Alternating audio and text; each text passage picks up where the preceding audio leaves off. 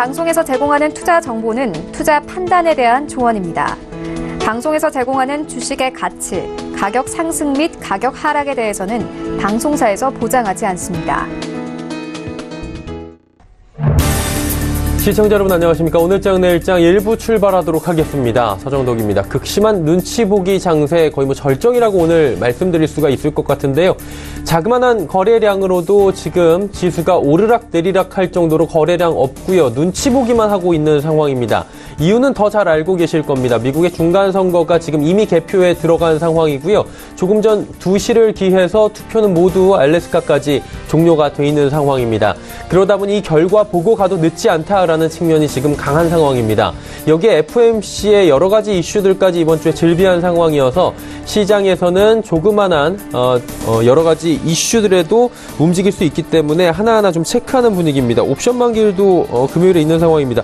그러다 보니 시장이 움츠려 있는데요. 양 시장 모두 보합권에서 지수 위쪽에서 움직이고 있었는데 코스닥 같은 경우엔 지금 하락 쪽으로 방향을 잡은 상황입니다. 거래소는 전기전자업종과 보험, 금융업 쪽이 상승하고 있고요. 코스닥은 제약, 바이오, 대형주 위주로 올라오고 있습니다. 미국 중간선거 향배에 따라서 지수의 움직임이 달라질 수 있는 부분이 극명하기 때문에 일단은 시장 방향성 탐색하고 있고요. 이 부분에 대해서 어느 쪽의 시나리오에서 어떻게 움직일지에 대해서 본격적으로 이야기를 나눠보면서 시장 상황들 점검하도록 하겠습니다. 헤드라인 뉴스부터 전해드리도록 하겠습니다. 미국의 중간선거가 한창입니다. 그리고 중간선거 투표가 마감된 동부 지역부터 개표가 진행되고 있는데요. 개표 초반 예상대로 공화당은 상원에서, 민주당은 하원에서 선전하고 있습니다. 한국 시각으로 오늘 오전 8시 켄터키주, 인디애나주에서 투표는 가장 먼저 마감됐습니다. 이를 시작으로 동부 지역 투표가 종료돼 지역별로 개표가 숨가쁘게 이루어지고 있고, 말씀드린 대로 조금 전인 한국 시각으로 오후 2시, 알래스카를 마지막으로 이번 중간선거에 막을 내렸습니다. 미국 전역 선거 판세 윤곽은 우리 시각으로 오후 5시쯤 드러날 것으로 보입니다. 지역별로 개표가 시작된 미국 중간선거에서 민주당이 하원을, 공화당이 상원을 장악할 것으로 전망된다고 AFP 통신이 보도했습니다. 로이터 통신도 MBC 등 미 언론을 인용해 민주당이 하원을 탈환할 것으로 보인다고 전했습니다. 미 CNN 방송 역시 공화당이 상원에서 다수당 지위를 유지할 것으로 예측된다고 보도했습니다. 이강 중국 인민은행장은 현재 중국의 유동성이 충분한 상태라면서 어려움을 겪는 민영기업에 자금이 제대로 흘러갈 수 있도록 전달 체계를 개선하는 데 정책에 초점을 맞추겠다고 밝혔습니다. 이 행장은 그러나 시중에 풀린 자금이 꼭 필요한 민영기업들에 흘러가지 않고 있다며 여러 정책을 동원해 이 문제 해결에 주력하겠다고 말했습니다. 정부 유류세이나 첫날 서울과 제주 그리고 대도시는 휘발유와 경유 가격이 비교적 크게 내렸지만 지방 소도시는 하락폭이 크지 않았던 것으로 나타났습니다. 한국석유공사 유가정보 사이트인 오피넷을 보면 어제 주유소 휘발유 가격 하락폭은 제주에서 76.7원으로 가장 컸고 서울이 59원, 인천과 부산 등이 30원대로 그 뒤를 이었습니다.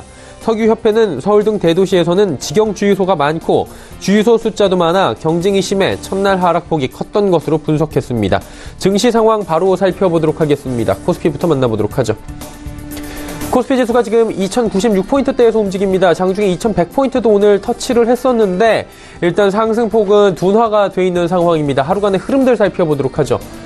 자, 보시다시피 장 초반에 2105포인트대까지 올라갔는데 오후 들어서 지금 조금씩 흘러내리고 있는 상황 확인이 됩니다. 다음 살펴보도록 하죠. 지금 개인과 기관이 지금 사주고 있고요. 외국인이 파는데 외국인의 매도 물량이 1,309억 원까지 늘어나고 있는 상황입니다. 그리고 지금 긴급소폭 타전이 됐는데요. AFP에서 폼페이오 국무장관이 8일에 예정된 뉴욕 북미 고위급 회담을 연기한다라고 이야기가 지금 발표가 됐습니다. 뉴욕에서 지금 북미 고위급 회담이 성사됐다라는 이야기가 나온 지 며칠 만에 또 회담이 연기됐다라는 소식들이 들려오고 있습니다. 지금 시장에 계신 분들은 관련 종목들 빨리 확인을 하시는 게 좋을 것 같습니다. 개인과 기관은 사고 있고요. 기관 소폭 매수 계속 이어갑니다. 다음 살펴보도록 하죠. 시총 상위주들인데 삼성전자, SK하이닉스 그리고 삼성바이오로직스 올라갑니다. 일단 말씀드린 대로 전기전자 업종은 오늘 선방하고 있는데 나머지 종목들이 조금 어려운 모습이고요. 다음 살펴보도록 하죠. 자, 보시다시피 LG화학부터 현대차까지 모두 빠집니다. 그리고 SK텔레콤만 2거래일 연속 상승이고요. 삼성물산 보합권 유지합니다. 다음 살펴볼까요? 자, 보시면 신한지주 올라가고요. KB금융 내려가는 걸 보시면 은행주도 지금 종목별로 궤를 다르게 하고요. 네이버 지금 보합입니다. 현대모비스, SK이노베이션 모두 하락하고 있는 상황입니다. 다음 살펴보도록 하죠. 자, 다음 살펴보면 일단 코스닥은 하락 반전에 지금 계속해서 움직이고 있는 상황입니다. 690포인트 지지받고 있는데 0.17% 하락합니다. 다음 살펴볼까요? 자, 보시다시피 장중에 지금 상승 흐름을 꾸준히 가져가다가 2시 바로 이전부터 지수 꺾여 내려가는 모습 바로 확인이 됩니다. 오늘 장내일장 시작할 때쯤 요즘 장의 특징이라면 1시부터 2시 사이의 변동성이 2차로 장 초반부터 시작되다가 좀 보합권에서 움직이던 흐름이 지금 계속해서 심화가 된다는 부분인데 오늘도 여지없이 2시 부근에 흔들리는 상황입니다. 다음 살펴보도록 하죠. 수급 주체 보시면 양매도 나옵니다. 외국인 매도 전환했고요. 기관도 1,096억 원이나 매도 물량 쏟아냅니다. 개인만 1,156억 원 순매수하고 있는 상황입니다. 다음 살펴볼까요? 셀트리온 헬스케어 빠지고요. 신라젠과 포스코캠텍 그리고 HLB 올라갑니다. 일단 신라젠과 HLB는 지속적인 상승 흐름 가져가고 있는 상황이고요. CJ ENM 같은 경우에는 실적 발표를 앞두고 눈치 보기 강합니다. 다음 살펴보도록 하죠. 바이로메드 상승하는 가운데 메디톡스가 오랜만에 5%대의 좋은 흐름 가져갑니다. 일단 메디톡스는 최근에 조정을 많이 받았다가 지금 저점 탈피하는 모습들 보여지고 있고요. 스튜디오 드래곤 10만원 다시 이탈됐습니다. 펄어비스도 하락하고요. 코롱 티슈즈는 상승 다시 성공했습니다. 다음 살펴보도록 하죠.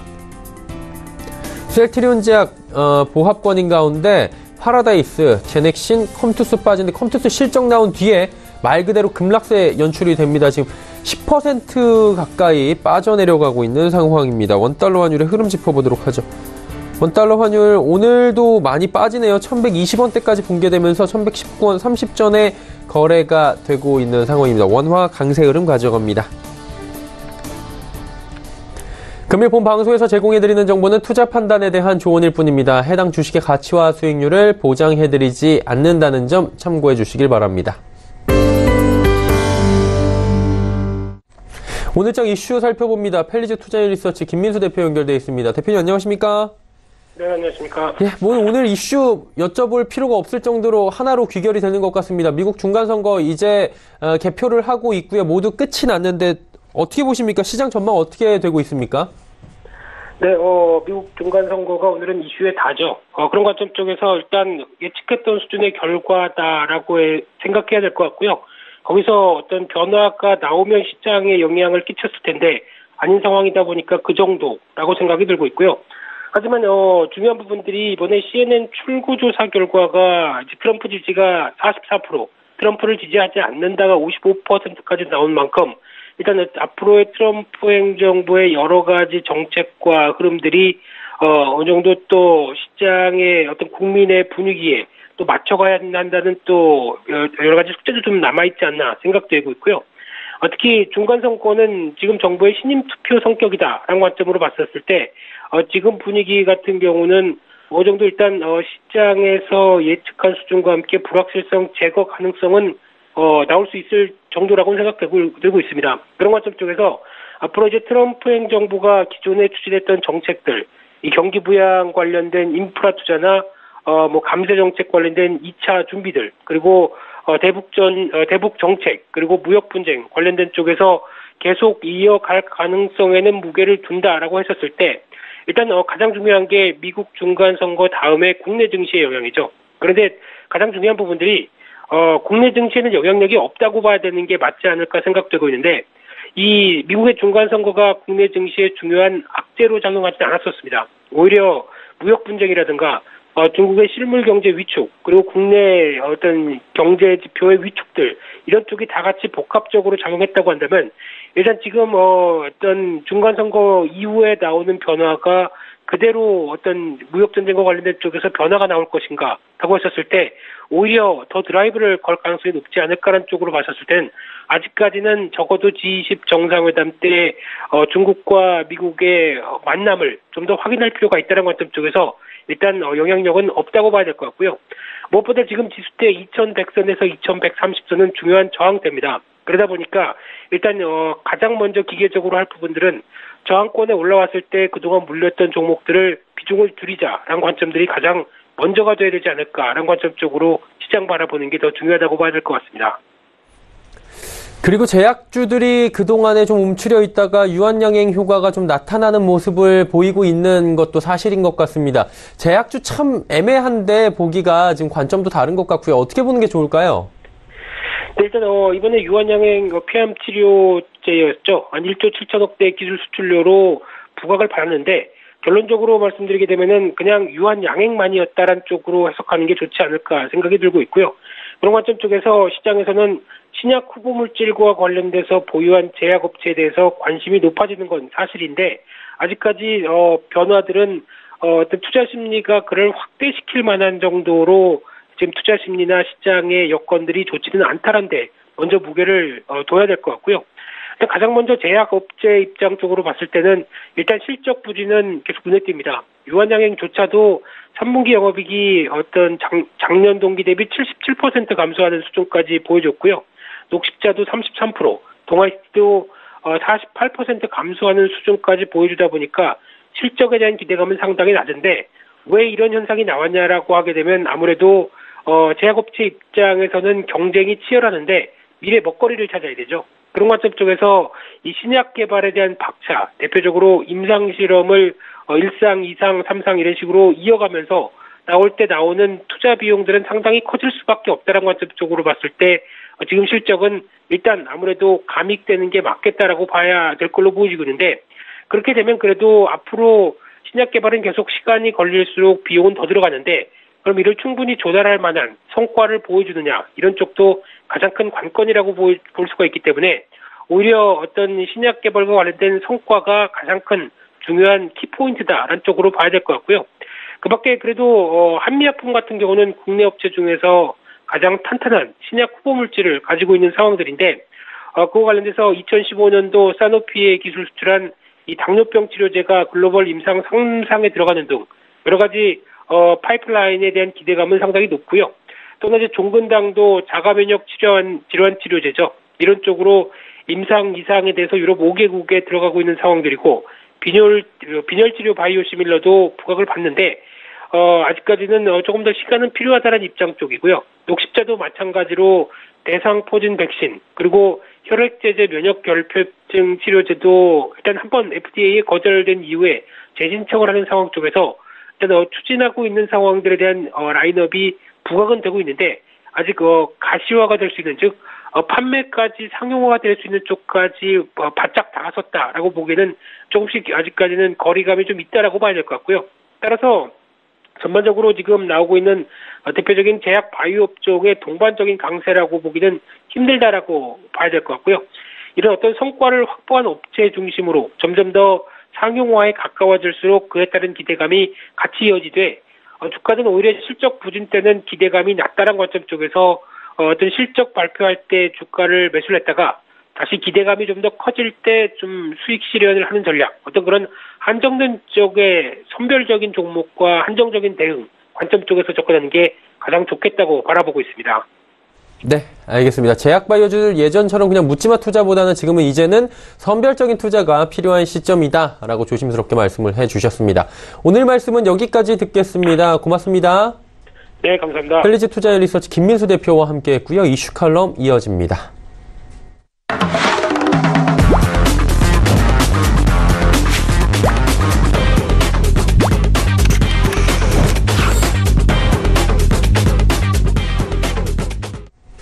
이슈 칼럼 살펴보도록 하겠습니다. SPM 김형진 대표 연결되어 있습니다. 대표님 안녕하십니까? 예, 안녕하십니까? 예.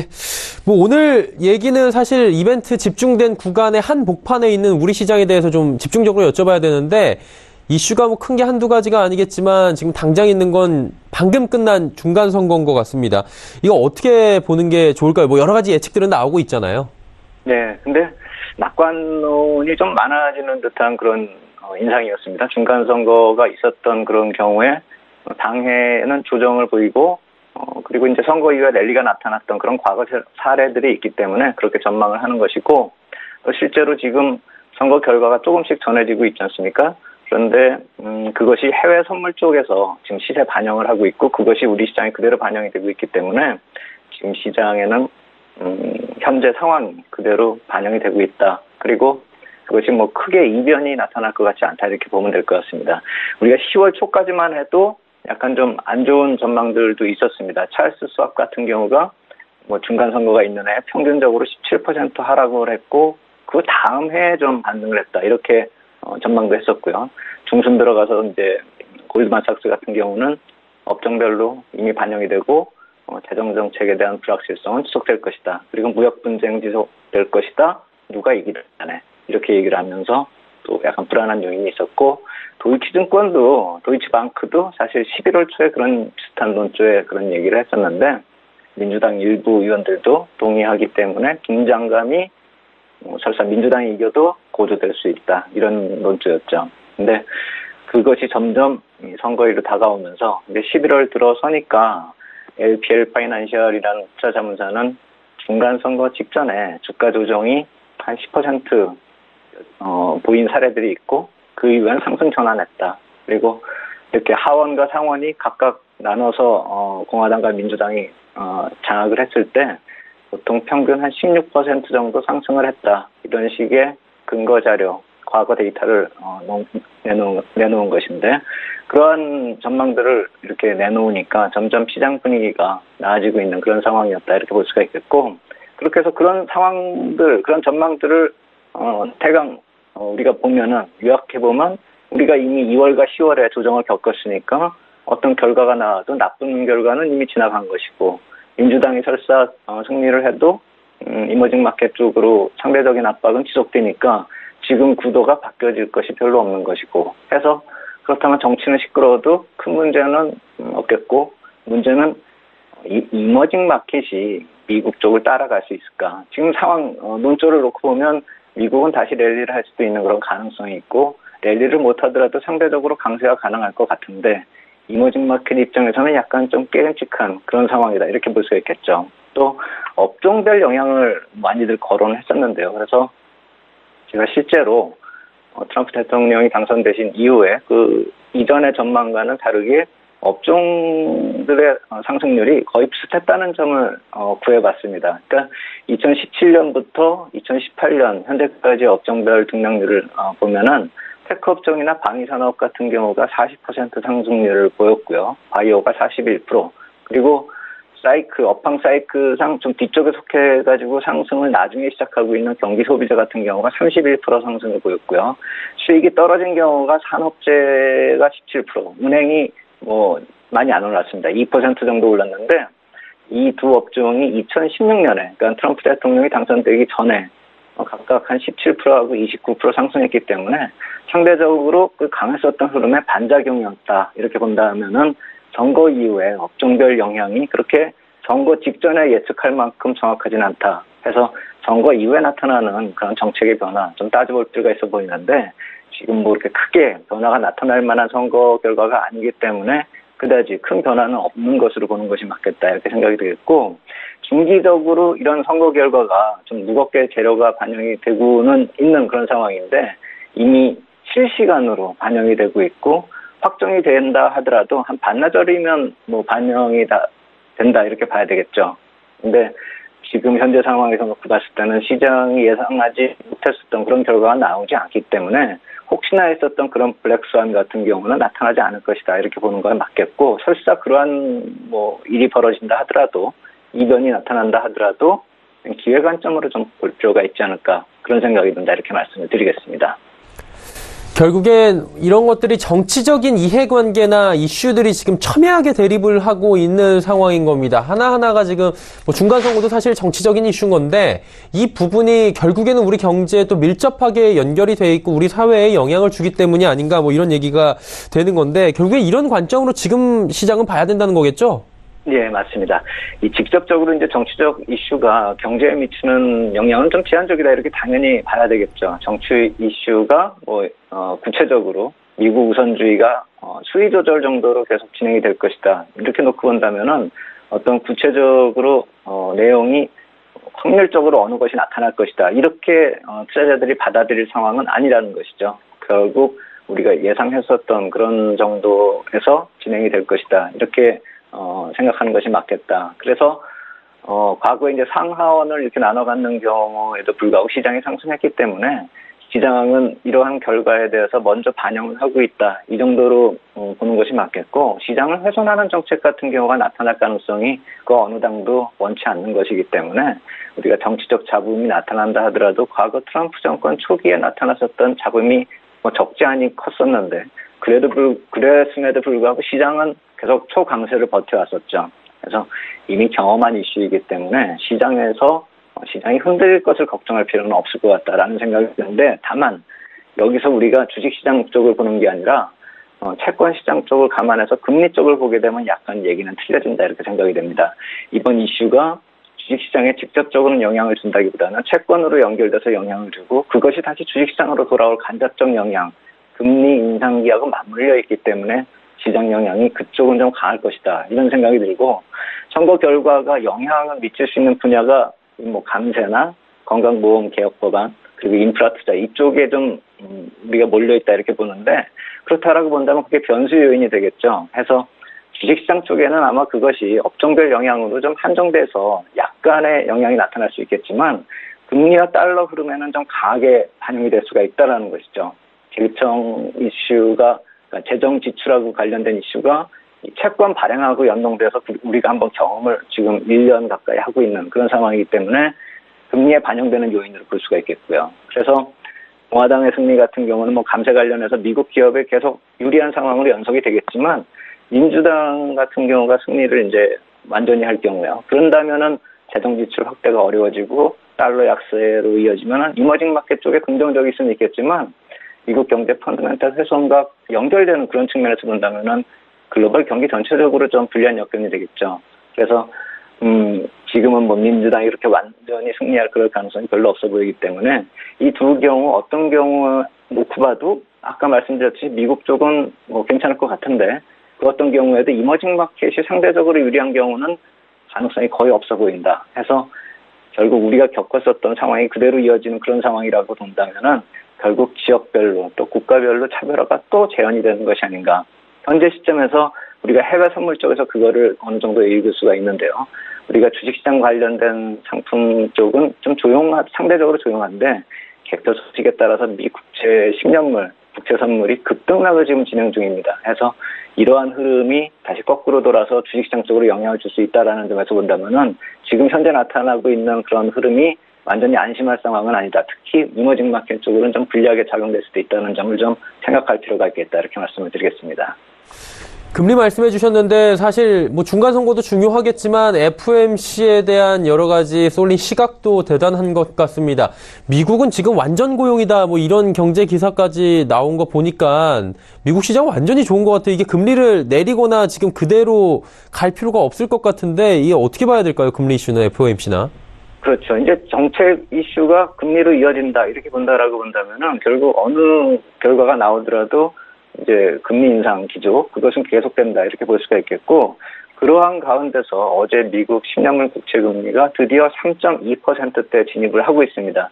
지금 선거 때문에 다들 그쪽으로 관심을 가지기 때문에 이 국채 금리 이 정도면 충격을 한번 먹을 수도 있었을 그런 상황인데, 이거는 지금 관심 밖으로 좀 쏠려 있는 그런 상황인데, 지금 이것이 오늘을 지나면서부터는 다시 FOMC하고 금리 문제로 포커스가 맞춰지지 않을까라는 생각이 드는 게, 11월에 국채 입찰 일정 제가 대강 요전에 말씀을 드렸었는데 좀 구체적으로 따져보니까 이게 좀 부담이 많이 됩니다. 총액이 한 8,440억 달러인데 이 5일부터 8일 사이 이쪽에 많이 몰려 있습니다. 2,130억 달러가 몰려 있기 때문에 금리가 어제 그렇게 반영이 된 이유가 이러한 수급적 요인이 더 반영이 되고 있다. 결국 이러한 수급적으로 불리한 가운데서 포커스는 선거 쪽으로 몰려있기 때문에 매수세가 좀 약해진 그런 상황이다 이렇게 볼 수가 있겠고, 결국에 이러한 그 금리 이슈가 오늘 지나서 내일까지도 좀 지속이 될 수가 있겠고, 약간 좀 텀을 둬가지고 월 말 쪽으로 또 무겁게 진행이 될 수 있는 그런 상황이기 때문에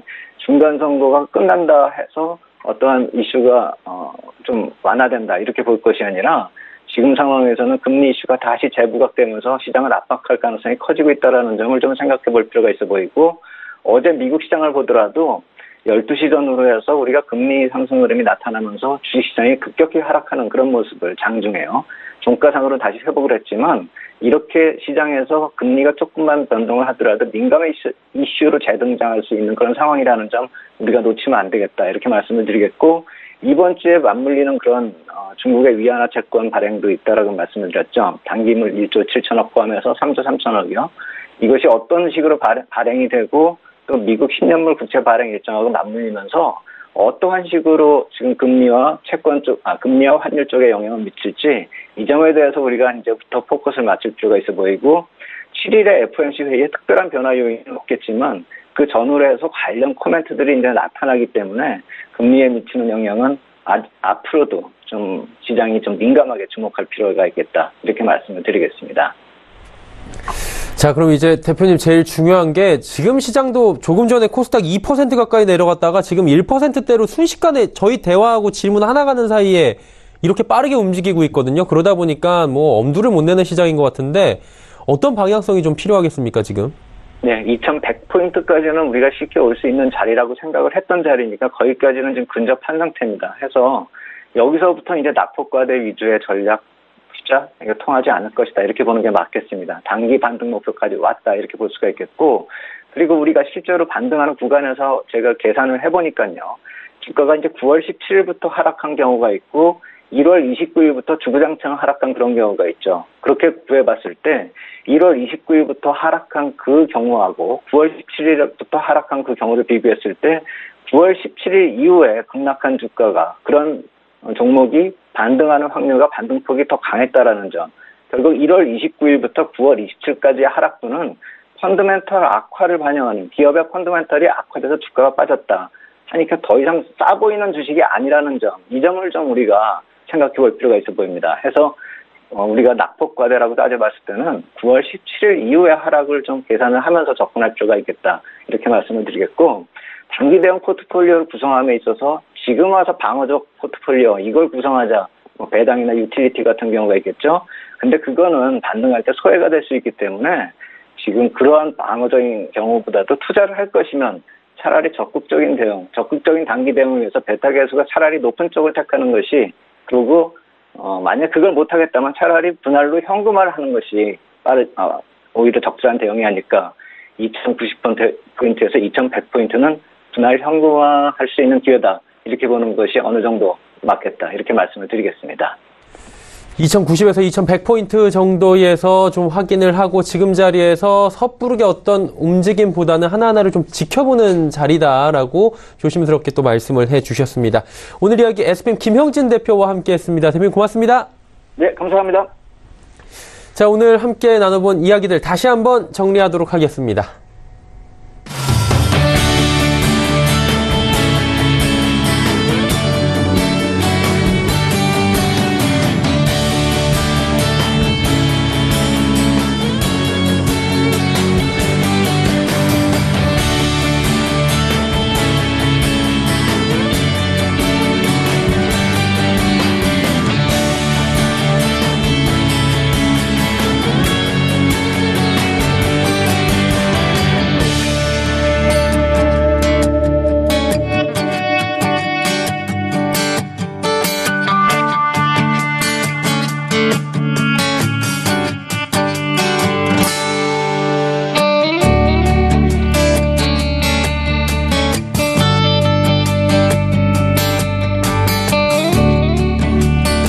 오늘 채널 일정 1부 함께 하셨습니다. 잠시 뒤 2부 예고해 드리도록 하겠습니다. 1부가 시작된 지 지금 30분 정도 지났는데 지수가 굉장히 롤러코스터를 타고 있는 상황입니다. 그러다 보니 종목별 움직임도 굉장히 강한데요.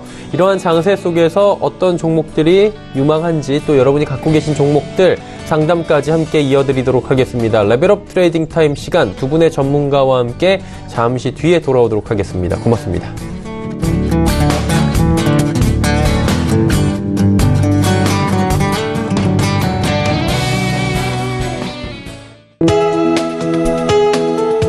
방송에서 제공하는 투자 정보는 투자 판단에 대한 조언입니다.